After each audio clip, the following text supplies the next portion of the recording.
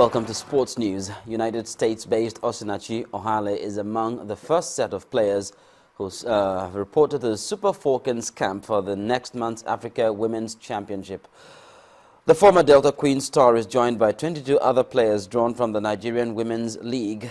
Team coach Edwin Okon said familiar faces like Pt.4, Desire Oparanozie and Helen Ukonu are still being expected as preparations for the biennial tournament enter a crucial phase. Nigeria is placed in Group A along with hosts Namibia, Zambia and Côte d'Ivoire. In Europe, English Premier League side Liverpool are treating Champions League outsiders Ludogorets with the utmost respect when the little-known Bulgarian side make their debut in the group stage of the competition at Anfield tomorrow. It will be Brendan Rodgers' first match in charge for any Champions League tie and Liverpool's first since December 2009. Croatian defender Dejan Lovren, who has previous experience with Lyon, says he cannot wait to play in the Champions League as the Reds return to the competition.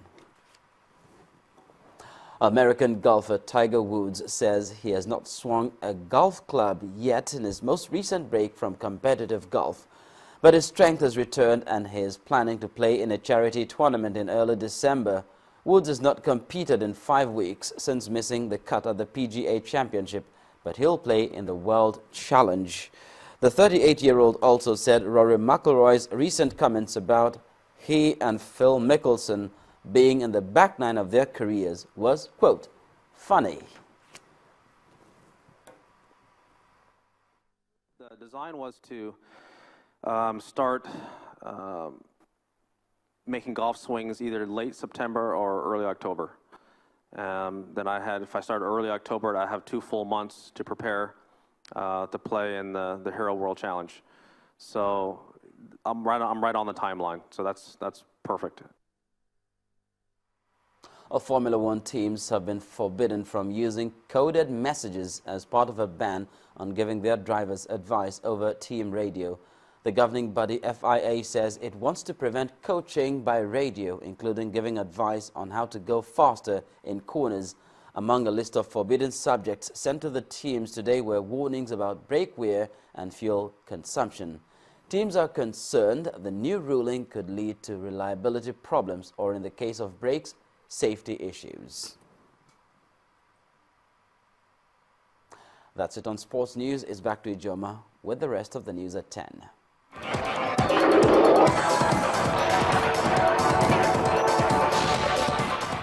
Over now to the foreign scene, and as the fight against the Islamic State militants continues, 30 countries have pledged to help Iraq fight the group by all means necessary. Here's Cynthia Are with more. Thanks a lot. The talks had been called to agree a strategy to combat the group, which controls large parts of Iraq and Syria. The conference followed a whirlwind tour of the Middle East by the U.S. Secretary of State John Kerry. Mr. Kerry, who attended the summit, has been drumming up support for a plan of action by President Barack Obama last week. Also today, about 500 migrants are feared dead after their ship was rammed by another boat near Malta last week. The International Organization for Migration said it spoke to 2 survivors rescued on Thursday, and they said the boat, which had been carrying women and children, had been intentionally sunk by traffickers.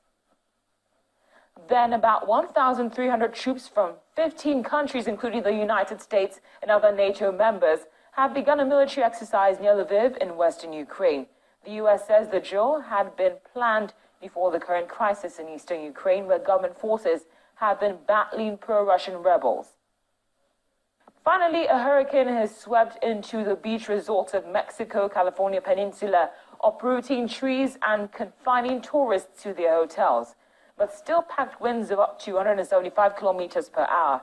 Mexican authorities have declared an alert in the area, warning of storm surges, landslides, and flooding. And those are the top stories on the foreign scene. Thanks a lot there, Cynthia. And on to entertainment news. Comedian, that's AY, believes the current influx of entertainers into politics cannot lead to a talent drain in the industry. Here's Mayowa Ogundele with the details.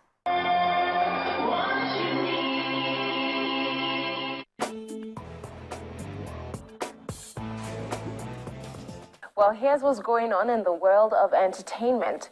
Music talent hunt winner Pt.4 is set to follow up his critically successful 2011 debut album, Beautiful Noise, with another body of work as he puts finishing touches to his sophomore album. The Bayelsan singer, whose latest single, Iyawomi, is generating a considerable amount of buzz, has teamed up with the legendary producer Kobam Zasukwo for his sophomore, which is tentatively titled Love and Consequences. According to the singer, the album hopes to revitalize true love amongst couples. Sunshine, baby, don't you go away. I want me, all over me, already alive. I will love you forever. To the movies now, where Nollywood actress Patience Ozokwo, popularly known as Mama G, has backed yet another evil role in the drama titled Roasted Alive. The evil woman typecast of the Nigerian movie industry has been pictured on a new set alongside actor Daiwait Ikpechuku, with things about to get really ugly for Ikpechuku's character Kati Mama G. And back to music now. Dance music artist Emma Naira has released a striking video for a new single, Elele, featuring BET award-winning artist Davido. The feel-good come party video was directed by Sheson Ogunro and received cameo appearances from both singers' label mates. What is your heart desire? I'm ready to flirt. What is your name? Comedian AY has expressed confidence that the current influx of entertainers into politics will not cause a talent drain in the industry.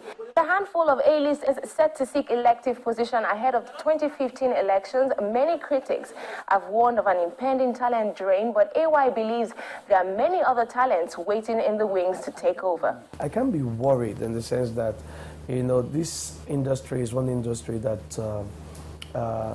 that involves and re-involves in the sense that you have people coming in. You know, the older ones will think of something else to do. And that's all on entertainment. Let's get back to the main news.